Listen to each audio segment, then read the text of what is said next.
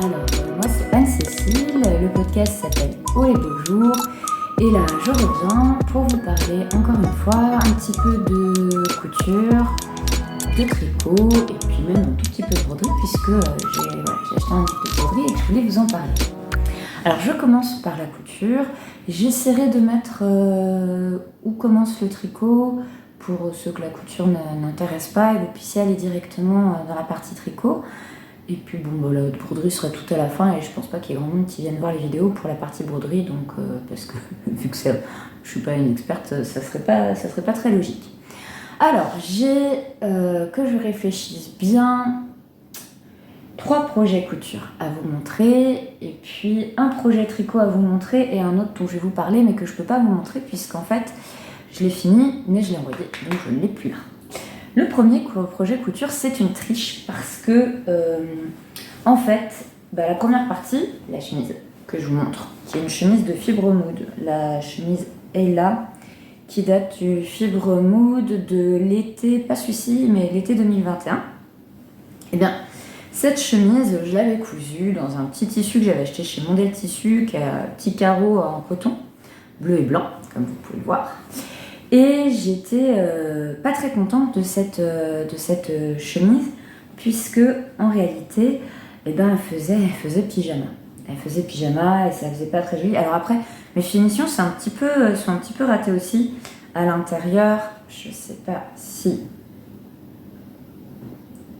Voilà, la mise au point va fonctionner. Sinon, je mettrai une photo, mais si la mise au point a fonctionné, vous avez vu que là, c'est très moche, que ma finition est très vilaine, que en fait le col n'est pas propre et que ça ne permet pas du tout de la porter avec le col ouvert.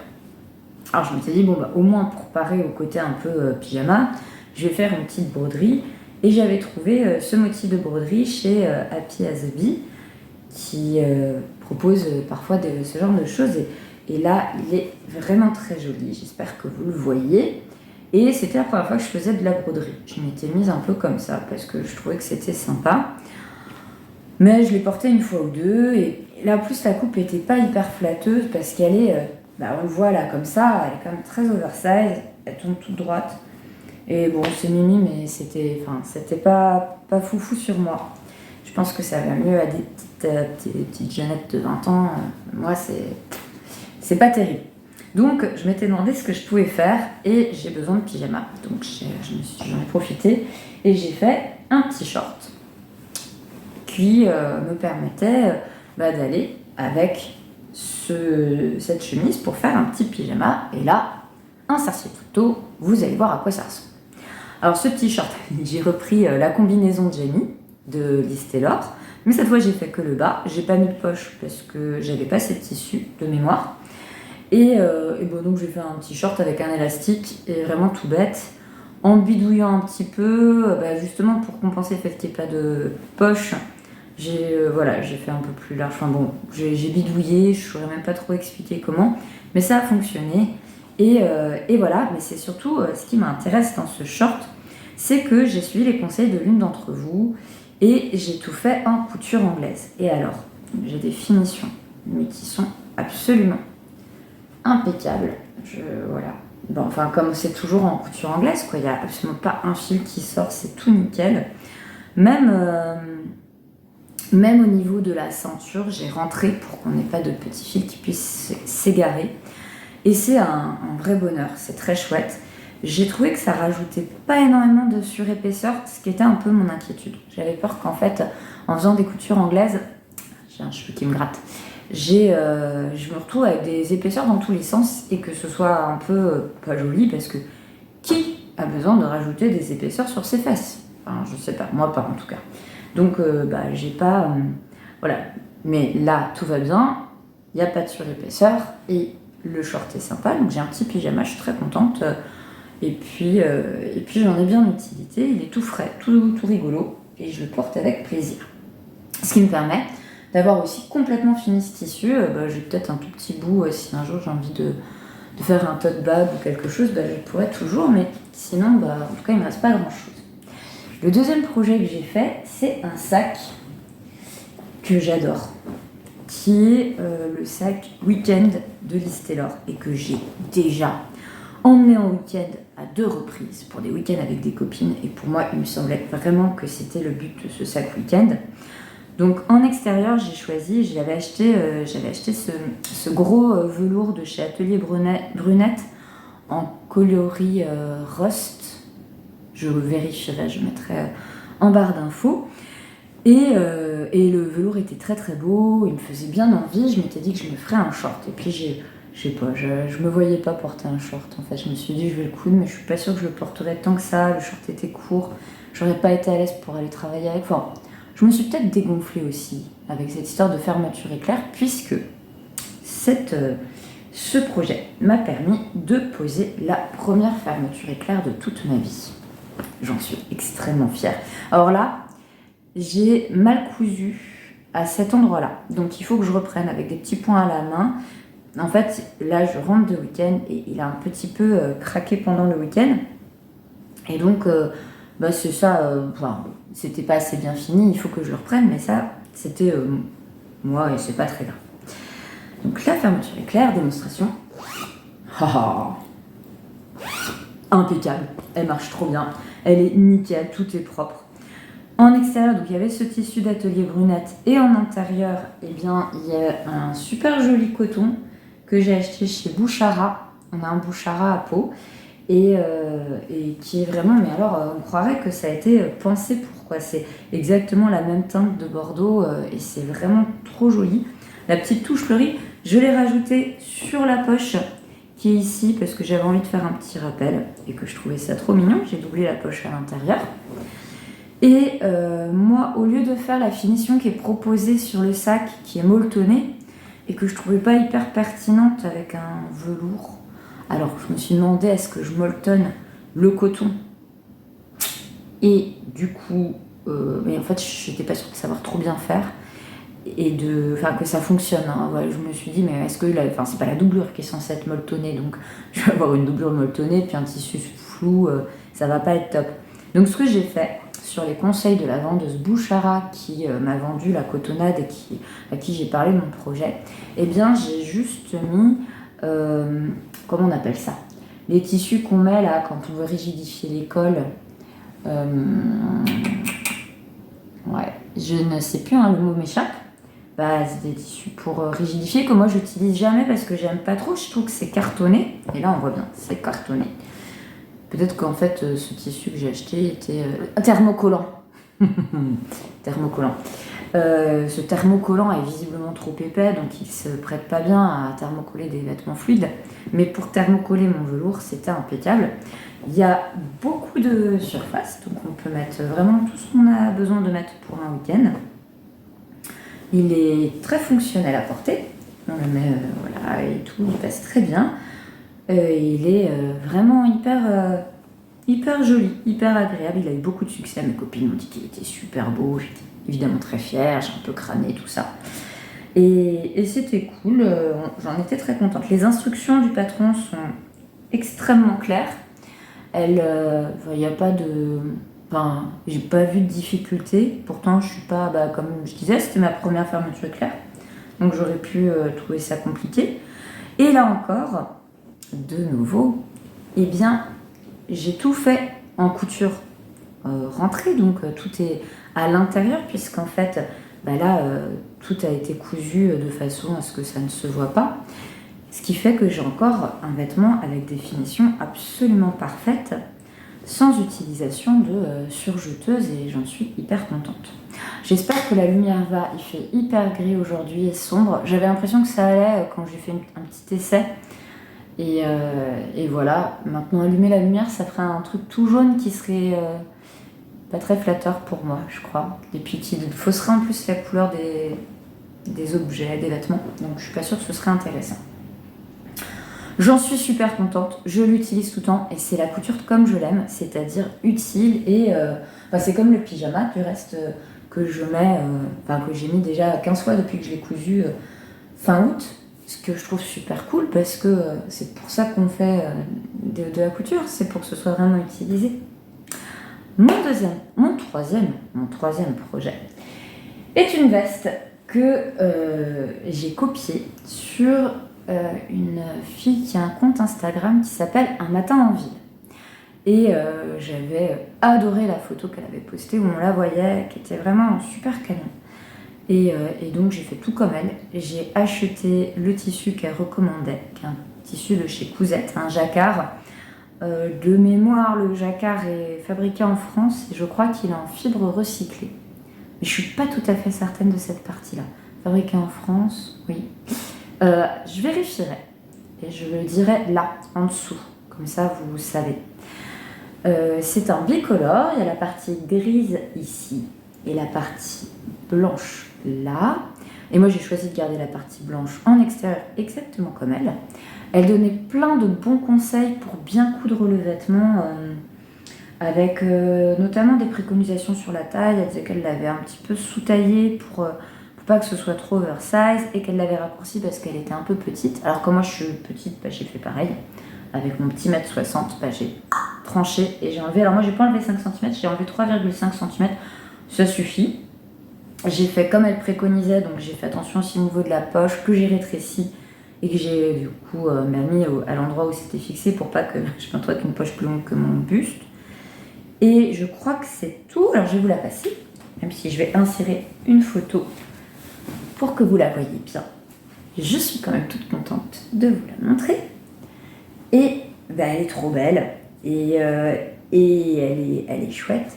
Oh, mon copain m'a dit, on dirait une veste de survêtement. J'étais vexée. Non mais on dirait pas du tout une veste de survêtement, hein. On est d'accord, ça fait... Je vois pas à quel moment ça fait survêt. Je comprends pas. Je pense qu'il est médisant. Je me suis mis ça en tête. Parce que moi le survêtement, je mets vu de survêtement comme ça, il me dit c'est le tissu. Je dis non, le tissu, il fait pas survêt. La coupe peut-être un peu loose. La veste, c'est une veste qui s'appelle Dandinette. Et je crois que c'est une veste qui est conçue par Cousette, leur collection singulière. Je pense que c'est ça. Et le patron était super. Moi, j'ai acheté la version papier, pas la version PDF. Et comme j'avais passé commande et que j'avais commandé le tissu aussi, et un autre tissu dont je ne parle pas, comme ça fera une petite surprise pour le prochain podcast. Et j'ai tout reçu, et les frais de port étaient gratuits, et puis c'était pratique d'avoir pas à imprimer, scotcher, coller, tout ça. Là, j'avais tout nickel. J'ai choisi comme taille une taille 38 de mémoire, et j'ai fait donc les finitions. Là, je vais vous montrer parce que je suis très très très contente et très très très fière. J'ai fait donc tout au biais, toutes les finitions sont au biais. Et on a donc un rendu extrêmement propre. Je vous montre l'envers. On a du biais tout partout. Ici, ici, ici. Alors si on regarde de tout près, évidemment, c'est pas super clean. J'ai choisi de prendre du fil blanc en me disant que comme ça on ne le verrait pas sur le bon côté, le côté extérieur. Au final, je suis pas sûre que j'ai eu raison. Parce que hormis les manches et le bas, où là il fallait un fil blanc, c'est sûr. Mais sinon, j'aurais pu prendre un fil gris et ça aurait permis qu'on ne le voit pas à ce niveau-là. Ce qui fait qu'il y a des endroits un petit peu malheureux. Je prendrai une photo et je vous la mettrai. Parce que sinon, ce ne sera pas parlant. Je pense en rapprochant, ça va mettre 3 heures à faire la mise au point. Mais il y a des endroits où j'ai dû repasser 2 fois. Voilà, on sent que je ne suis pas encore totalement au point sur cette finition-là. Mais voilà, le résultat est joli. Elle est lumineuse, elle est agréable. Et puis avec cet été qui n'en finissait pas, alors je voyais passer des vlogtober autour de tasses de thé fumantes, de gâteaux, de choses comme ça. J'étais mais où vivent ces gens? Nous, on a encore 30 degrés. On n'en peut plus. je rêvais de tasses de thé chaud. Là, je suis contente, il fait gris, il pleut. Mais on a eu un automne où il a fait beaucoup trop beau et beaucoup trop chaud. Et franchement, moi, ça me fait même pas plaisir parce que je suis trop inquiète pour profiter vraiment de la météo, comme ça. Je me fais du souci pour notre planète et pour les générations à venir. Donc, voilà.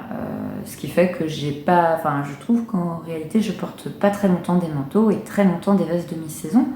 Mais bon, ça me permettait de pas faire tout de suite, de sauter le pas du manteau, pas immédiatement. En plus des manteaux, je pense que j'ai un manteau qui est en parfait état et un manteau un peu abîmé. Donc avec 2 manteaux, j'ai pas besoin d'un 3e manteau. Donc une petite veste, par contre, ça c'était bien nécessaire. J'en suis vraiment contente. Je ne saurais que vous dire de plus, si ce n'est qu'à la suite de ces 3 cousettes, je me suis dit, au final, aucune des 3 n'a ces nécessités de surjeteuse. Ma grand-mère, qui a cousu toute sa vie, n'a jamais eu de surjeteuse, et beaucoup de gens que je connais font de très belles coutures, extrêmement propres et sans surjeteuse. Et j'ai même eu toute une réflexion sur le thème de qu'est-ce que je vais aller acheter, un objet fabriqué à l'autre bout du monde en plastique pour faire un petit peu de surjeteuse de temps en temps, alors que je peux astucieusement essayer de trouver d'autres solutions, et qu'en plus je crois que chez Mondial Tissu ils proposent des surjeteuses à la location. Donc si un jour j'ai un projet vraiment je veux le surjeter, j'ai cette solution là.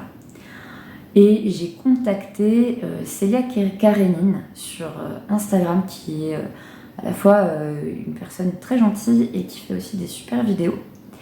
Et je l'ai contactée parce que je voulais lui demander, moi en fait, le seul endroit où je vois pas comment faire sans surjeteuse, c'était au niveau des manches, où elle, en fait, j'ai compris, elle m'a expliqué, elle double systématiquement tous les hauts, donc elle rentre dans la doublure ses coutures de manches. Moi, je ne coupe pas systématiquement tous mes hauts. Mais là, je vais coudre une chemise avec le deuxième tissu mystère que j'ai commandé. Et je vais voir si je peux pas essayer de faire, ou bien avec un petit biais, un tissu discret, ou bien en essayant avec des coutures anglaises. Je me dis, ça peut peut-être marcher en couture anglaise aussi, à ce niveau-là. Et donc, de voir. Et donc, voilà, ça va me permettre de réfléchir aussi.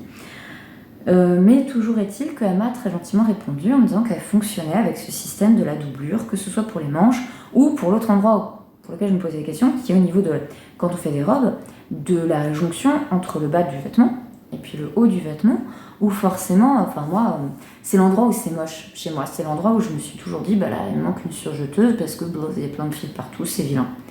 Et là, comme moi quand j'ai des robes, elles sont souvent un petit peu plissées, eh bien, il y a pas mal de matière et je vois pas de la couture anglaise. Alors peut-être que là, le biais de gancer au biais comme j'ai fait ici serait la solution, ou de faire ce que j'ai fait jusqu'à présent, un banal point, éclair, là, le point Harry Potter, c'est pas du tout son nom. Le point qu'on utilise quand on n'a pas de surjeteuse, vous voyez très bien de quel point je parle parce que vous êtes tout à fait au courant de ce point sur vos propres machines à coudre. Donc, mon projet d'achat de surjeteuse pour le moment est reporté au calendrier grec. Il reviendra peut-être, une de mes meilleures copines est en train de me dire qu'elle va en acheter une, elle va aller au CSF, la petite Vénarde, et elle va certainement en profiter pour acheter une surjeteuse. Moi, je ne vais pas au CSF, donc je ne vais pas essayer de surjeteuse. Et je pense que je vais continuer à fonctionner sans. C'est fini pour la partie couture et je vais passer maintenant à la partie tricot. Je vais dire au revoir à tous ceux que le tricot n'intéresse pas, mais vous avez tort parce que le tricot c'est bien. Premier projet, alors je me sens toute bête, j'ai rien à vous montrer, mais c'est un projet que j'ai envoyé, puisque c'est le projet que j'avais commencé la dernière fois pour un petit bébé, que j'avais fait dans cette laine alpaga extrêmement douce dont je vous avais déjà parlé, et donc il ne me reste plus rien du tout. C'était tenu impeccablement, et donc je n'ai plus rien à vous montrer de cette laine non plus. Et voilà, le projet était agréable à faire. Donc pour rappel, c'était un gilet dents de lion de Elong avec Anna, qui reste ma créatrice chouchoute du monde entier.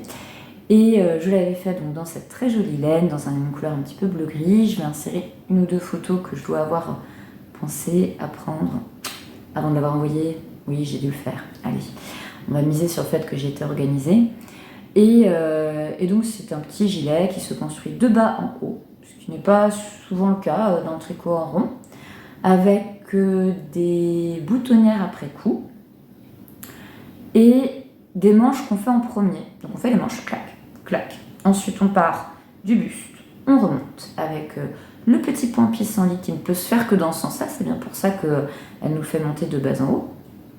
Et puis quand c'est fini, eh bien on rajoute la bande d'encolure, Et puis voilà, c'est tout simple. Moi j'ai pris la plus petite taille parce que je voulais que ce soit un vêtement que le petit bébé puisse porter rapidement et que voilà, qu'elle puisse avoir vite. Et puis quand j'ai vu les photos, j'ai vu qu'elle était quand même bien large dedans.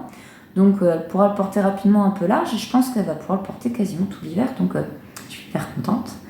C'est une très jolie petite fille.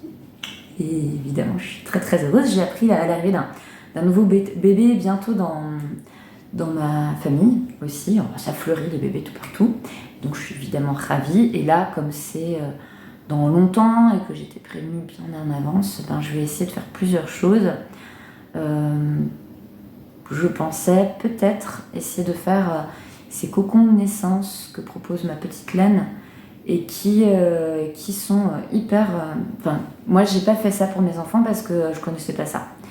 Et quand j'ai vu ça, quand je l'ai vu passer, je me suis dit, j'aurais tellement aimé que mes enfants aient ça. Parce que j'ai vraiment le souvenir, notamment pour l'aîné, le moment où il avait ces gestes comme ça, on sentait qu'il était perdu et que il aurait été bien être un petit peu maintenu. Et mon deuxième, de toute façon, il était toujours fourré en écharpe tout contre nous, parce que sinon il hurlait à la mort. Donc, on n'aurait peut-être pas pu mettre le cocon de laine sur le deuxième, quoique la nuit quand même. Ah ben non, parce que la nuit, il finissait dans le lit et qu'il nous collait, et que donc il n'y avait pas besoin de cocon de laine puisqu'il y avait les parents. Donc je ne sais pas si le deuxième on en aurait eu usage, mais en tout cas le premier, je sais que ça lui aurait fait du bien. Et vraiment, ça m'a semblé évident quand je l'ai vu. Donc, je me rattrape pour ma petite nièce ou mon petit neveu qui va naître. Et je pourrais faire à ce moment-là un cocon de laine. Puis peut-être coudre de jolies choses. Enfin voilà, je réfléchis un petit peu à des idées et j'ai hyper hâte. Tout ça était parti du gilet dent de lion, dont je n'ai plus grand-chose à dire, je pense. Je passe vite et je parle vite. Je suis désolée, je crois que c'est mon élocution habituelle. Je parle tout le temps très vite. Et en plus, c'est stressant de parler devant un téléphone portable qui filme. Donc, je suis pas très à l'aise, et ce qui fait que je parle vite. Donc, si c'est pénible, je m'en excuse. Deuxième projet, c'est terminé. Attention. J'aimerais mettre des roulements de tambour. Je vais regarder s'il y a des roulements de tambour. Je pense pas. Sinon, je le fais là. Le gilet. Qui est beau. Mais qui est beau. Il est vraiment très très beau. Ah là là, je dois dire. Alors. Ça me fait penser aussi, oh là là, c'est décousu. Ça me fait penser que ce que je porte, eh bien, ce sont aussi des laines, de laine amourée. C'est un mélange de sa base mérino qui s'appelle Athéna et de son mohair, qui s'appelle je sais plus comment, et Orphée, le mohair Orphée. Et c'est dans la couleur de la tendresse en bouton. Il y a un joli beige un peu rosé qui fait vraiment penser à ces roses, en effet. Comment elle s'appelle Pierre de Ronsard, non? Je connais rien en rose, trop en fleurs. Mais bon, voilà, c'est cette belle couleur, un petit peu rosée. Et j'avais choisi pour une belle laine, de nouveau un beau basique. Et j'avais pris le pull Trescao, qui est gratuit, de Longue avec Anna. Et que j'ai pas trouvé si facile que ça à faire. Hein. Moi, j'ai un peu ramé avec l'encolure où il fallait faire des diminutions à l'allemande. Là, c'était pas évident. Mais le résultat, j'en suis très contente. Et je me souviens d'être allée dans la pharmacie à côté de mon travail une fois avec ce pull. Et la dame qui me donnait les médicaments m'a dit « Ah, mais c'est vous qui avez tricoté ce pull. Il est magnifique, il est très très très beau. » tout. Et conversation sur le tricot. Passe quelques mois, beaucoup de mois même, parce que ça j'ai dû le tricoter l'hiver dernier. Et je retourne là avec mon nouveau gilet. Donc le gilet rosa de Longue avec Anna, que je porte très fièrement, hein, vous imaginez avec quelle fierté. Je pense qu'il était tombé des aiguilles la semaine d'avant, j'avais eu le temps de le bloquer pile poil et puis c'était tout. Et il fallait le bloquer parce qu'au niveau de ma bande de boutonnage, eh bien, elle avait besoin d'être un petit peu étirée pour tomber harmonieusement et pas rebliquer. Et donc je le porte extrêmement fière. Et même dame qui me donne les médicaments, qui me regarde et qui me dit « Mais c'est vous qui avez tricoté votre gilet, mais il est vraiment très très beau ». Et donc reconversation sur la laine que j'ai utilisée et sur la créatrice à qui donc j'ai fait au passage un petit peu de pub en expliquant à quel point ses patrons étaient clairs et limpides. Alors ce gilet, c'est donc le gilet rosa que j'ai tricoté donc dans 2 laines. La laine Aphrodite, qui est une laine très très douce, avec un mélange de soie, de cachemire et de laine. Et la deuxième laine que j'ai utilisée, c'était la laine Orphée, qui est donc son mohair et soie. Donc autant vous dire que c'est vraiment extrêmement doux. La couleur aussi est très douce. Et il a un confort, il est léger. C'est incroyable. Aujourd'hui, par exemple, j'ai dû courir et tout ça avec ce pull, à même la peau, j'ai pas transpiré dedans. Et je trouve que c'est incroyable, ces laines. C'est des laines où, oui, j'ai dû transpirer dedans, mais je sens pas mauvais la transpiration, croyez-moi sur parole. Et là, c'est pareil en fait. Ce gilet, je peux faire 6 heures de cours dans des classes à 30. Et Dieu sait que des classes à 30, on a vite chaud. Et jamais. En fait, je sais pas. Ça devient ni trop chaud, ni c'est super agréable. Il est délicatement nuancé et ça donne beaucoup de profondeur et c'est vraiment joli. Je suis pas hyper satisfaite de mes boutons, qui sont des boutons que j'avais dans mon stock et qui étaient des boutons en nacre de Liz Taylor, que j'avais commandé une fois pour un projet, puis j'avais changé d'avis. Je sais que je vais en acheter d'autres et que je vais les remplacer. Je me demande si des petits boutons dorés seraient pas mignons dessus. Oui, somme toute. Si je change les boutons, j'insérerai une photo, pas dans ce podcast là, parce que clairement je vais pas changer de bouton tout de suite. Mais le jour où je ferai, je mettrai une petite insertion et je vous montrerai à quoi ils ressemblent avec ces nouveaux boutons. Vous me direz ce que vous en pensez.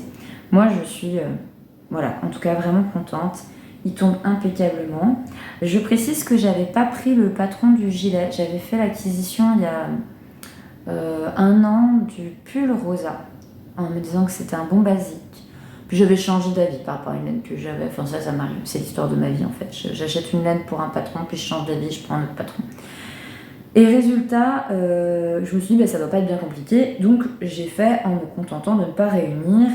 Et comme j'avais tricoté le gilet Muscari, j'ai pris ce qu'elle préconisait pour la bande de boutonnage, et j'ai fait pareil. Et c'est tombé nickel en fait, il n'y avait pas de souci. J'ai constaté avant le blocage que, vous voyez un petit peu ici, c'est pas mal, vous le voyez, que là ça fait comme une espèce de petit bourrelet. Alors honnêtement, personne ne le voit, il tombe super bien. Je vais vous mettre des photos, vous allez voir. Il est vraiment très joli. Mais je pense que c'est ma façon de relever au moment où je fais la bande de boutonnage et que je sais pas très bien la relever, même si j'avais regardé 1 ou 2 vidéos. Alors si vous avez une très bonne vidéo à me recommander, je suis preneuse parce que je ne suis apparemment pas douée pour cette partie-là et c'est dommage parce que j'ai en tête de faire un jour, clairement un jour dans longtemps parce que j'ai d'autres projets avant et notamment pour mes garçons.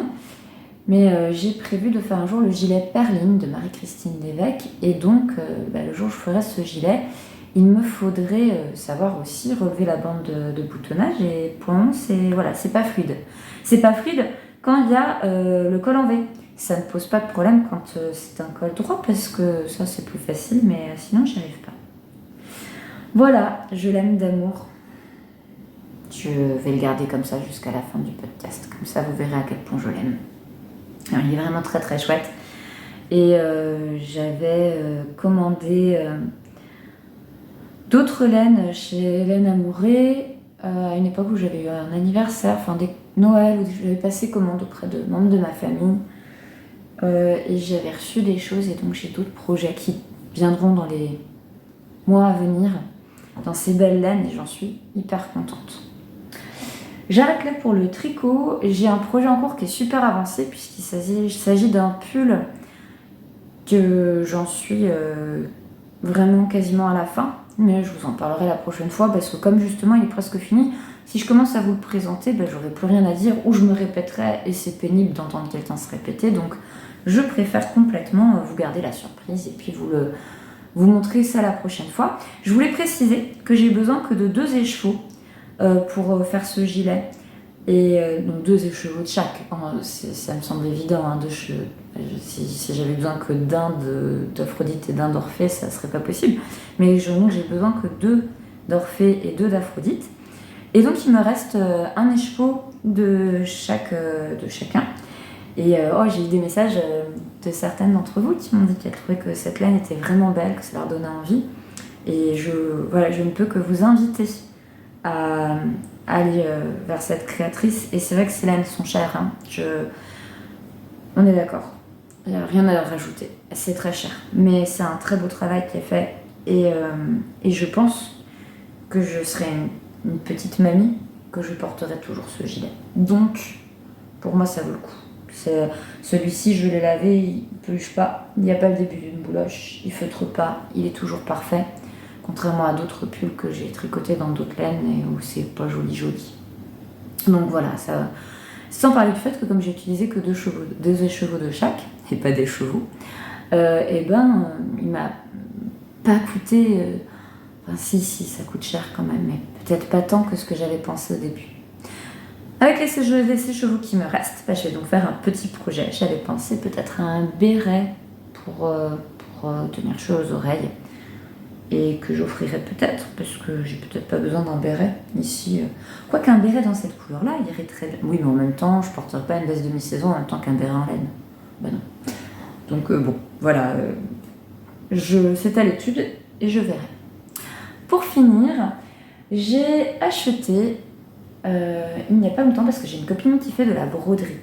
Et j'ai acheté, parce qu'elle m'a donné hyper envie. Donc je m'y étais tentée sur ce petit haut une fois, comme ça, parce que le motif me plaisait. Et là, j'ai eu envie de faire de la broderie. J'ai vu un podcast de Chloé qui s'appelle Un renard dans la penderie, qui est trop chouette, cette fille.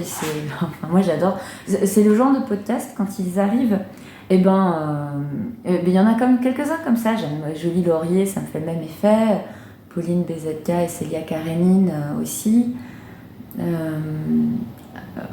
Il y en a plein d'autres en fait. Quand je vois qu'il y a la créatrice de ma petite laine, pareil, ça me fait ça à chaque fois. Pauline et Alice ou Pauline et Simone, je sais plus. Bon, j'en référencerai quelques-uns en dessous. Et vous verrez comme ça, quand je vois qu'il y a un podcast qui est sorti, c'est le truc, je sais, je vais le faire le soir parce que je suis trop contente de pouvoir les voir. Et donc, j'avais regardé les Vlogtober de Chloé.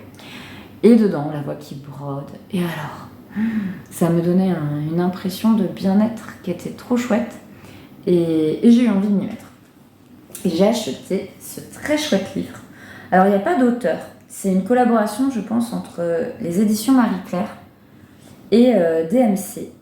Donc, il y a plusieurs... Alors, il y a une petite introduction pour commencer. Avec le matériel, puis quelques techniques pour reproduire le dessin. Comment enfiler une aiguille. Bon là j'avoue que j'ai pas vu. Et même s'il propose des alternatives pour quand on a du mal à enfiler les aiguilles justement. Et puis les différents points, parce que moi le problème c'est que là quand je me suis lancée, j'ai fait un peu la one again et je connaissais même pas le nom des points. Donc là comme ça j'ai des points qui sont référencés. Et largement référencé, il y a tous les points qui existent et qui sont présentés, avec des points très travaillés et vraiment très jolis. Et il y a des modèles surtout qui sont canons, encore des points. Et des modèles vraiment magnifiques. Un modèle qui m'a fait craquer et que je vais faire très bientôt sur un petit t-shirt que j'ai du commerce, c'est le modèle de la petite fraise. Alors je le cherche. Après, je vous en montrerai d'autres parce que là, j'en vois 50 qui sont juste trop beaux. Mais voilà, les petites fraises. Ouais, c'est vraiment trop mignon. Et je me suis dit, sur mon t-shirt qui est tout vert, mettre une petite fraise rouge comme ça sera super mignon. Et comme ça, je serai encore plus contente de le porter. Qu'est-ce qu'il y a comme très joli motif? Alors, il y a celui-ci que je trouve magnifique, mais qui est un peu gros et que je ne me verrai pas forcément mettre en énorme sur un vêtement. Il y a ce petit détail pour habiller une petite chemise toute simple. Là, je trouve que c'est hyper délicat, même dans le même ton, ça aurait pu être très joli aussi. J'ai beaucoup aimé aussi ce qu'ils ont fait sur une veste qu'ils ont appelée campagne chic. et que je trouve hyper jolie. J'aime bien, je me verrais bien customiser un de mes manteaux comme ça. Là, voilà, c'est du classique et c'est très joli. Et j'aime beaucoup, alors ils ont des trucs un petit peu, voilà, un peu plus graphiques, avec un esprit japonisant. On a, voilà, quelque chose d'un petit peu graphique et joli. Il y a de la broderie plus ado, quand on a des ados. Bon, moi, ils sont pas encore dans cette tranche d'âge-là. Et je sais pas si les garçons voudraient avoir écrit des rimes sur leur vêtement. Je suis pas sûre. Les pois de senteur, je trouve ça trop joli qui sortent de la petite poche. Je trouve que sur une... je me verrais bien faire un jour une veste façon bleu de travail avec une poche comme ça et de faire sortir des pois de senteur, je pense que ce serait très joli. Et puis là, le motif qu'elle a rajouté à sa jupe, qui est une jupe élastiquée toute bête, et ben c'est hyper canon. J'adore aussi, peut-être que ça ne vous intéresse pas, j'en suis désolée, mais voilà, j'adore ce qu'elle a fait sur la petite culotte ici, c'est trop mignon. Et pas forcément sur une petite culotte, mais sur un poignet de manche ou quelque chose comme ça. Je trouve que c'est très joli. Là, pareil, sur la poche de la jupe, c'est vraiment canon. Et un autre que j'ai trouvé hyper sympa et que je vais essayer de vous retrouver, c'est celui avec les cerfs-volants. Est-ce que je le retrouve? J'aurais dû mettre des marque-pages avant. Après, on va aller sur celle qu'ils ont classée par origine. Et qui est vraiment très jolie aussi. Voilà. Ouais, celui-ci, j'aime bien.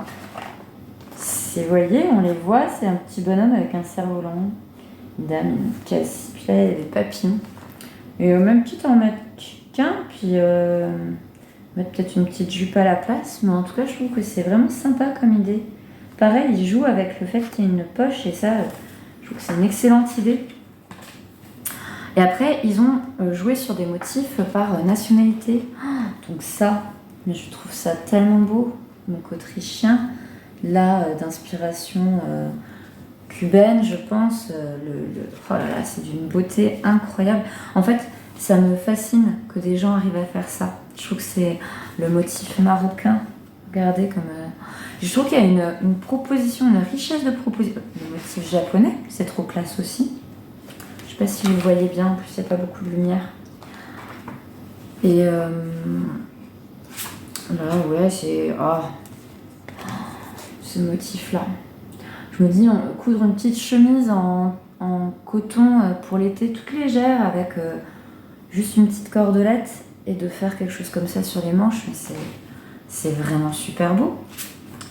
Et le dernier que j'aimais beaucoup, pour quand on a un petit bouchon, et ben c'est avec les petits oiseaux là comme ça. Je trouve que c'est adorable et je m'imagine tout à fait mettre ça sur des vêtements d'enfants, faire une petite chemise en coton et rajouter ça. Voilà, donc je voulais en parler pour partager cette bonne trouvaille. Il a coûté 19,90 €. Vu le nombre important de modèles qui sont proposés, je trouve que c'est raisonnable. Et voilà, donc c'est aux éditions Marie-Claire et ça s'intitule Motif simple à broder. Je pense que ça s'adresse à des débutants comme moi. Et vraiment, c'est sympa. Donc voilà, je vous en parlerai probablement la prochaine fois. Peut-être que vous pourrez voir un peu de broderie réalisée. Pour le point lecture, j'ai pas grand chose à dire parce que j'ai eu que des déceptions ces derniers temps. Il y a un livre que j'ai lu qui était magnifique, mais vraiment magnifique, qui s'appelle Betty. Et en fait, je pense que c'est le plus beau livre que j'ai lu cette année, mais il est tellement dur, puisqu'il est vraiment question de violence faite à des femmes, à des enfants, toutes les possibilités de violence imaginables, sexuelles, une horreur. Enfin, une horreur. Non, le livre n'est pas une horreur. Le livre est sublime. Il est extrêmement poétique. Il y a toute une écriture de la nature américaine que moi j'adore. J'adore tous ces écrivains américains qui nous créent une ambiance et un univers super riche où on sent cet amour pour la nature. Et ça, j'ai vraiment beaucoup aimé. Et je trouve qu'on n'est pas non plus... il y a des choses affreuses qui se passent. Et c'est vrai que c'est beaucoup les femmes qui trinquent. Mais pour autant, les personnages féminins ne sont pas présentés comme des victimes. Alors de fait, elles sont victimes de ce qu'elles subissent. Hein. Je ne discute pas la notion d'être victime, mais elles... comment dire, elles restent, ça ne leur enlève rien de leur splendeur, de leur force. Ce sont des femmes fortes quand même, et des femmes ouais, qu'on admire, et de beaux personnages. Et j'ai aimé aussi parce que dans les personnages masculins, donc il y en a qui sont vraiment atroces, évidemment, puisqu'il y a des abus, a priori. Mais c'est pas manichéen pour autant, donc c'est intéressant. Et il y a aussi un personnage masculin, celui du père de la petite fille, puisque, alors j'ai pas raconté l'histoire parce que le résumé de l'histoire je le trouve pas très intéressant. C'est une petite fille qui grandit dans une famille aux États-Unis, le papa est indien et la maman est américaine, dans les années 60.